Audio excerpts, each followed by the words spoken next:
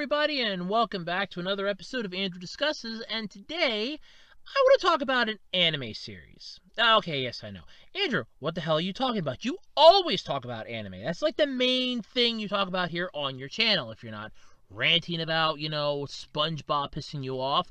If you're not ranting about, Teenage Mutant Ninja Turtles getting remade, Mortal Kombat getting a reboot, or, God forbid, Knight Rider. If you're not bitching about some stupid thing in your rant videos, you're talking about anime with us here in the discussions, or just anything else in general. And that's true, that's 90% of what my channel does. But I digress, though. It's not all of what I do. I mean, I am the sum of all me, but still, I have my limitations as well. But anyway, I want to talk about a particular anime. Now, this is one that has been getting a lot of slack and a lot of heat lately, and I'm sick and tired of it. If you want my honest opinion about it. I mean, I could make this a rant video, but I'm not going to, because I want to explain my, thoughts on this, and I don't want this to come off as, oh my god, I'm being a jackass, sort of way. But yeah, I just want to straight up explain some stuff. So, the anime is entitled Uzaki Chan Wants to Hang Out. And this is a really interesting series. It's a slice of life genre. There's no super shonen powers. There's no shoujo magic in this. It is a straight up slice of life series. I love those, by the way. I will admit, next to fantasy, action, adventure, and stuff like that, and mech based, slice of life is one of the best genres and one of my favorite genres in the entirety of anime. And yes, there is a manga for this, but I'm watching the anime first. At least I'm watching it right now in clips, because I haven't gotten a chance to actually watch the full episode. Yes, I know. Andrew, how do you manage to just watch these in clips? Because people put it up on YouTube. There's official YouTube channels that just put up the clips, and I watch the clips, and I piece together the episodes. I mean, most of the stuff is basically what the episode is, and it's just track it down then if it's really good. I mean, not every series in the world is going to be a winner right off the bat. Every single thing in the world is always going to have hit and miss episodes. No matter how much I want to love, let's say, anime A here, it's always going to have some episodes that are going to suck. And anime B is going to be the same thing. So you're always going to have that. But with this one, I'm just getting a little sick and tired of the massive amount of hatred that it's getting. And all of it's centered on the main character, Hana Uzaki. And this is what's pissing me off about this. And I want to stress this right off the bat. Now, she likes hanging out with her senpai. She's basically a year older than she is. And they get along really well. In fact, the owners of I think it's a restaurant or a cafe, kind of think that they're a couple. And there are a lot of people that think that too. And they act almost like a couple. I mean, the only thing that separates them is like a year. In height, because she's a little shorter. But the fact that they get along. I mean, he cares about her. She cares about him. Granted, she plays the practical jokes, but honestly, it's not one of those bad type of series. But why she gets the massive hate, and why this series gets the massive hate, now I'm sick and tired of it for this exact reason, by the way, is because of her very large assets, okay? And I want to stress this. So, that's the main butt of a lot of people's complaints, is that she's extremely busty, and it's not right. And then they keep thinking that because of how she looks, that she's like a teenager or something. But no, she's 19 when the damn series starts. Because there's literally an episode on her birthday that she asked Senpai to go with her to a bar. Because she wants to drink when she turns 20. So, right there, at that exact moment, I say with the utmost certainty, screw all of you that have been complaining about that. For starters. And that's about all the anger. That's all the more angry I'm going to get with this. I like the series so far from what I've seen. It's a funny slice of life. I mean, you have these two hapless idiots that don't realize that they're perfect for one another. Each one of them complements what the other is. I can't think of what the guy's name is either, and I've seen it like half a dozen times in the subtitles. But basically, her senpai, he is 100% an introvert. He wants nothing to do with the outside world. He could give two flying craps about it. Whereas Uzaki, I think it's Uzaki. It's Uzuaki, I believe. But yeah, Uzaki Chan or Uzuki Chan or however. Hana. Let's just call her by her first name. Hana. So Hana is 100% extrovert. And for those of you that don't know what that is, that means she's willing to go out there. She's willing to jump headfirst into something without thought, without repercussions, without thinking first. She just jumps right in. First off, more power to you, sweetheart. Yeah, more power to you. But they're a perfect match for each other. He basically wants to relax. She's hyperactive and full of energy. There's a clip that I saw of them going to a shrine, and she gets her fortune, and it's literally 100% telling that she should be with him. Even to the point where it says, right in front of you. And he's literally standing in front of her. The two of them are being given so many signs by fate and destiny that at this point, I think they're basically just throwing their hands up in the air and going, look, the only thing we have left to do is create a sinkhole, stick them both together, and call it a goddamn day. They are just not getting the signs. These two are dense as hell. But it's the uniqueness that the comedy that brings is really interesting to me. I mean, you have the fact that they go to the beach for a vacation, and they're doing the watermelon smashing.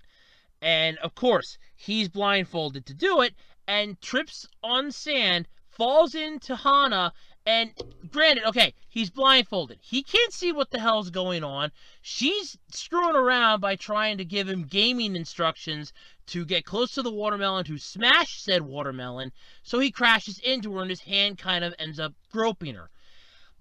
It's the fact that she kind of, he fell into her, but it was her own, wanting to screw with him a little bit in her playful way that brought this on. So, you can't blame her or him for it. It was what you call an actual coincidental accident. It's exactly what it was. I mean, if she would have backed away, he would have just fallen into the sand. But she, was screwing around, giving him gaming instructions like up, down, A, B, X, Y, and stuff like that. And it screwed him up. So, yeah, that does make a difference. So, there's that prime example. There's the one, like I said, about the shrine. There's the one when he got really sick and she took care of him. And there's that whole entire, thing that happened. The whole, her asking him, hey, can you come with me to a bar? I need you, because she wanted to go to a bar on her 20th birthday. She wanted to know what it was like to be an adult. And he's just like, yeah, sure, I'll go with you. Because he didn't know what the hell was going on. And it's like, oh, you just wanted me to go with you to a bar. And, it's just like she just kind of changed. Now, granted, she's a horrible drunk, but then again, most people usually are when they first start drinking, because they overindulge way too quickly. And it's a common mistake. I mean, anybody overindulges in really anything. So you have that. Then there's the whole, and I want to stress this part, the vice versa of that, where he calls her up and goes, hey, I need you, I need to be with you, because he wants to go to a cat cafe. And of course, he's got a massive thing for cats. And she's like, yeah, she goes with him. They get along, and it's just one of those wonderful series. But it gets a lot of hatred, mostly because of how her character is designed. And I'm sort of getting the Icon vibes all over again with this, because people were so quick to shove Icon under the bus because of how it worked. But you have to remember, it's the same thing with Icon. Icon was a slice-of-life comedy series that had some romance interlaced into it. And that sort of feels like what Uzaki Chan wants to hang out is. Because you have the slice of life versus comedy, and with the romantic underlude. So at this point, hell, overtone. But still, it works out that way. Hell, we even have the mom now getting kind of thrown into this because he was introduced to her, and it's like, oh wow, she's literally just the grown-up version of what her daughter is. And it's like, okay, that's interesting. But she acts almost the same way that her daughter does. So it kind of opens up the floodgates of, okay, there's some strange, interesting things there. But, you know, but either way, it's not as bad of a series as people are constantly griping about. And there was a person that did an anime video where they were talking about the new anime from this current season. And they talked about it. And the first words out of their mouth was, I watched one episode, I'm done. I'm like, you watched one episode and you're done. And you're talking about anime for the season, and you watched one episode and you're done. A good reviewer, if you're talking about the entire season, and I mean like anime season, like every single anime that's come out for this particular season, like, you know, the fall season, summer season, stuff like that, you at least watch 2 episodes. You cannot get the gist of what an entire series is going to go for off of one episode. That's not possible. You can try, but it's not possible. Because one episode might be really good, the next episode might be bad. So there has to be a counterbalance to get the good and the bad to give a proper, you know, feel of how the series is going to go. No, it's basically, I watched like one episode of it and I'm done. It's not good. I don't like it. The manga was a little better. I don't like what it's doing with the series. I don't like the series as a whole. I told my friend about it. They're like, oh, I'm like, yeah, you're not going to like it. They watched it. They don't like it either. I mean, what's wrong with it? That's my main question. What is wrong with it? I'd like an answer without using the phrase or the sentence, because I'm not even taking this as an answer. So if your answer is because she's busty, that's not an answer. That's an invalid answer. If you're going to say because she's young, no, she's 20. As of this recording in the series, she's now 20 years old. So try again. Not everybody is the same height. Not everybody is the same weight. Everybody's different. Okay? If the main reason why people are hating this show is because the character is overly busty and a little on the short side, then you, my friend, are a little short-sighted.